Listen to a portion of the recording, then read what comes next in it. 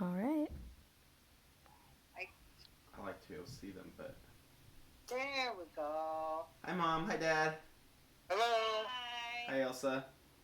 So today I'm going to be telling a family Hi, story. Elsa. Hi.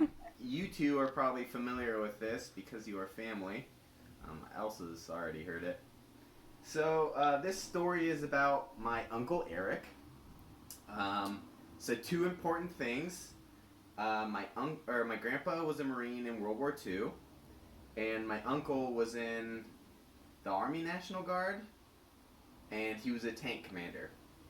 And I grew up just right down the street from my grandparents' house, so I always used to go there, and that was more or less the gathering space for when the family would get together. So when I was young, I would say I was probably about 8 years old. We were down at my grandparents' house, and we were cleaning out the garage, and lo and behold, Grenade. my uncle finds a grenade. That either my grandpa had stolen or it wasn't. It was just left in his pack somehow. But my uncle finds this pineapple grenade, and he checks it to make sure there's no powder in it, to make sure it's not a live grenade. And there isn't, so he's trying to show us all how to throw grenades, because that's what you teach 8-year-old children. So we're in the garage. I was specifically. Wait, we lost you. We lost you. Oh, can you see me? We lost you. No volume. We No, lose lost your volume. Okie doke. Cutting in and out on volume. All right.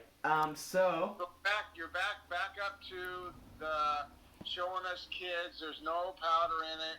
okay. And So there's no powder in it, and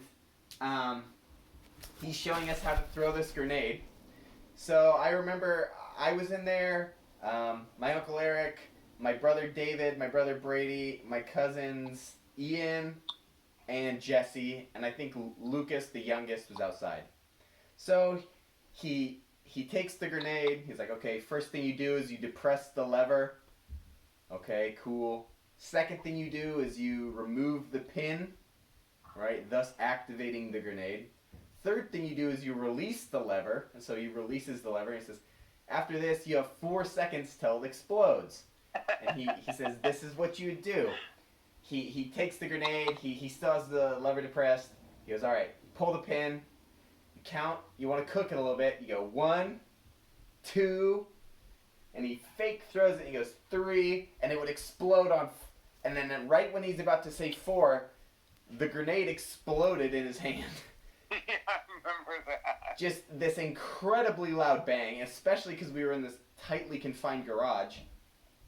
And everybody freaks out. It's just kind of chaos. There's this little burst of smoke. We're all alive. We immediately just kind of run out of the garage, just terrified. And, my uncle comes out kind of embarrassed, shaking his hand. He has, like, powder burns on it.